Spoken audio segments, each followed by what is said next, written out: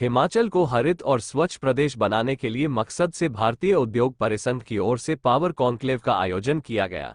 हिमाचल में हरित ऊर्जा के लिए अपार प्राकृतिक संसाधन मौजूद है। हिमाचल हरित और स्वच्छ ऊर्जा के क्षेत्र में एक रोल मॉडल बन सकता है।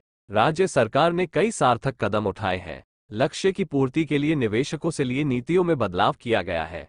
कॉन्क्लेव में मिलकर चुनौतियों से पार करने और भारत सरकार ने बीते 9 वर्षों में इस क्षेत्र में क्या कार्य किया, इस पर चर्चा की गई। उद्योगपतियों ने कॉन्क्लेव में टैक्स का मुद्दा उठाया। उद्योगपतियों को मल्टीपल टैक्स में रियायत देने की बात कही।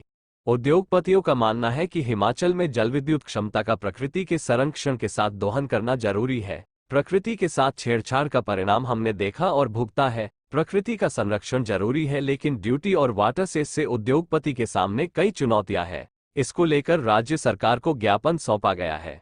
पंजाब दस्तक के लिए सुरेंद्र राणा की रिपोर्ट। मेरा नाम राहुल वार्ष्णेय और मैं मैनेजिंग डायरेक्टर और कंट्री हेड हूँ स्टार्टक्राफ्ट का।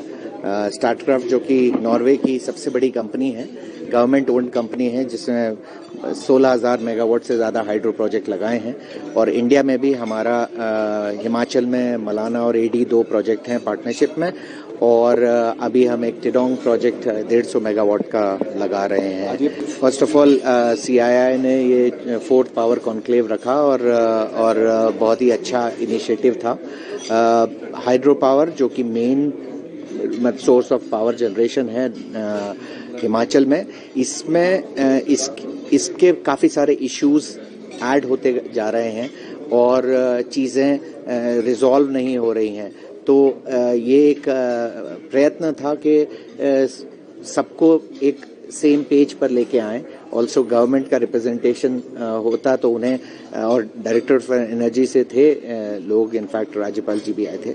तो लेकिन उससे उनको एक अवेयरनेस दें कि मतलब क्या इश्यूज हैं हाइड्रो पावर सेक्टर में, और ये स्टेट की प्रगति के लिए भी और देश के लिए भी बहुत ज़रूरी है, क्योंकि Himachal one of the 5 states में है जिसमें हाइड्रो पावर पोटेंशियल है, और बाकी स्टेट्स में कम है या नहीं है। इसलिए ज़्यादा ज़रूरी है कि हम ये hydro power potential, pump storage projects या ग्रीन हाइड्रोजन और हाइड्रो पावर में अगेन स्मॉल हाइड्रो और लार्ज हाइड्रो दोनों की हमने बात की आज। तो इसी पे काफ़ी चर्चा था, डिस्कशन था। हिमाचल की तरफ से जो सोच है कि सोलर प्रोजेक्ट्स भी हम लगाएं और बढ़ाएं, तो उसमें कुछ कंसर्न्स भी थे कि सोलर दूसरे स्टेट में या दूसरी जगह ज़्यादा आसानी से लग सकते हैं और ज़्यादा सस्ते लगेंगे और ज़्यादा आउटपुट देंगे, तो कोई हिमाचल में सोलर प्रोजेक्ट क्यों लगाएगा? वो देश के लिए भी वेस्ट ऑफ रिसोर्स है अगर इस तरह से करेंगे तो। और लेकिन जहां हिमाचल की स्ट्रेंथ है वो है हाइड्रो पावर प्रोजेक्ट। तो हाइड्रो पावर प्रोजेक्ट जो है और पंप स्टोरेज प्रोजेक्ट जो कि मेन रिक्वायर्ड है, वो लगाना ज़रूरी है। और हिमाचल में अभी 10,000 मेगावाट से ज़्यादा अनहार्नेस्ड पोटेंशियल है जो अभी तक नहीं यूज़ किया गया है, तो वो उसके ऊपर चर्चा करेंगे। देखिए, सोच सब तरह की होती है, अवेयरनेस की ज़रूरत होती है। हम जब भी, जैसे राज्यपाल जी ने भी कहा था, कोई भी चीज़ की जाती है पहले सस्टेनेबल वे में ज़रूरी है। कुछ डेवलपर्स हो सकते हैं जो चीज़ों को ख़राब तरीके से कर रहे हैं। अगर आप नॉर्वे का देखें, 16,000 मेगावाट हाइड्रो पावर कंस्ट्रक्टेड है वहाँ पर, 16,000 मेगावाट, और टोटल अगर देखा जाए तो more than 21,000 megawatt hydro power है। ये सारे कंस्ट्रक्ट हुए हैं, सारे प्रॉपरली चल रहे हैं, और one of the clean green countries में से है आज। कभी वहाँ पर ऐसे नेचुरल कैलामिटीज और ये सब का इशू नहीं हुआ। और रादर हाइड्रो पावर प्रोजेक्ट्स और डैम होंगे तो आपकी रिवर को रेगुलेट कर पाएंगे। अगर वरना तो अगर कोई भी, अभी जो नेचुरल कैलामिटीज आती हैं वो किस लिए आती है? क्लाउड बर्स्ट हो गया। अब क्लाउड बर्स्ट हो गया, सारा की सारा पानी बादल से नीचे नदी में आ गया।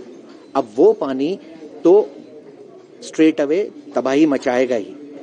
अगर उस रास्ते में डैम है तो डैम उसको थोड़ी देर के लिए समय के हिसाब से रेगुलेट करने में मदद करेंगे।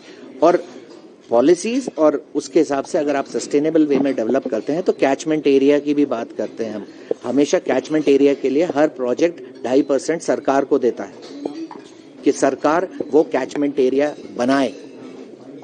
तो रिवर को रेगुलेट करने के लिए ये कैचमेंट एरिया बहुत इंपॉर्टेंट होता है और वो सरकार को उस पैसे से डेवलप करना चाहिए और बनाना चाहिए ताकि रिवर्स फैले ना और चीज़ों को